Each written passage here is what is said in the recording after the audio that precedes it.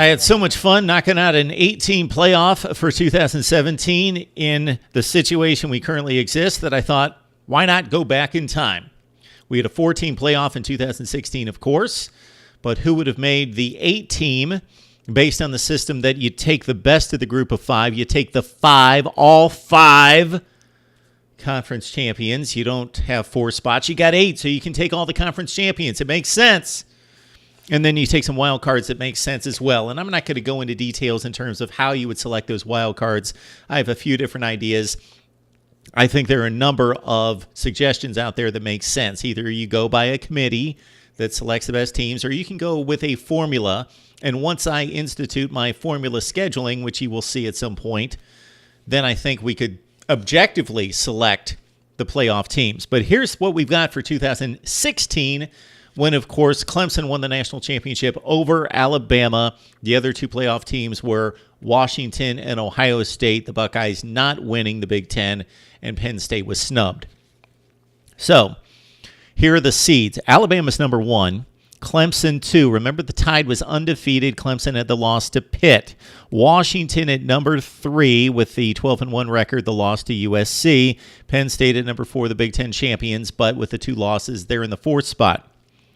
And then Oklahoma, they had 2 losses, missed the playoffs, and rightfully so. They had the loss to Ohio State, also lost to Houston in the Big 12, was most likely the worst of the Power 5 conferences. So there wasn't much debate outside of the Ohio State-Penn State comparison last year.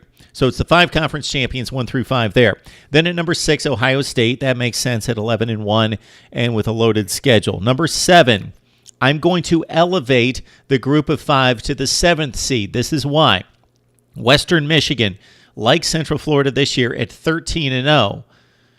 I did have Central Florida in the 8th seed for 2017, but the reason Western Michigan jumps up to the 7th seed, our 8th seed, this is a very difficult decision here, but consider in the final college football rankings prior to postseason, Michigan was number 6. Wisconsin was number 8. They are the 2 highest ranked teams that we have yet to include in the playoff, but you can't have a 3rd Big Ten team.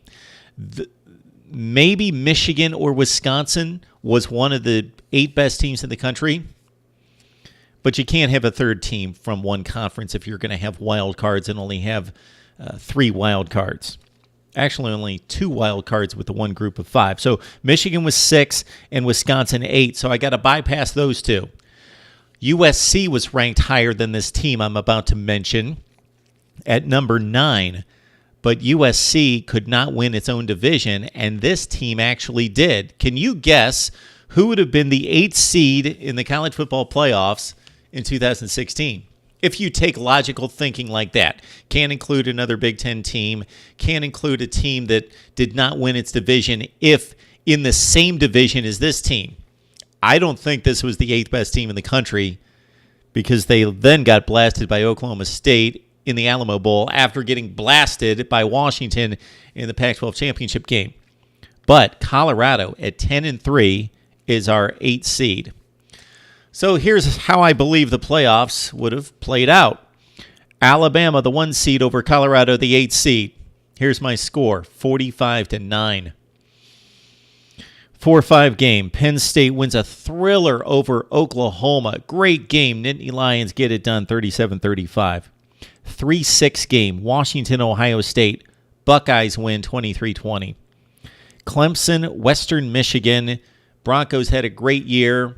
They played Wisconsin within 8 points in the Cotton Bowl, but Clemson wins this one 41-17. All right, national semifinals.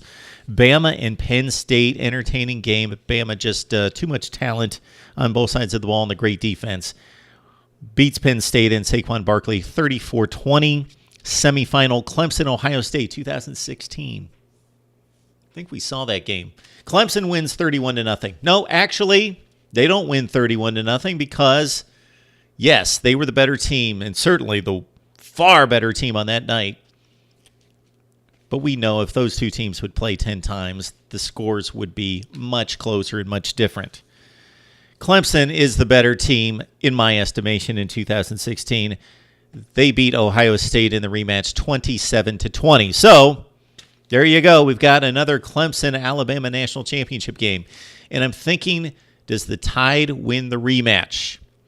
I think they're stronger in a number of areas, but I just could not pull the trigger on Deshaun Watson not getting the job done again, especially with Jalen Hurts struggling in the passing game.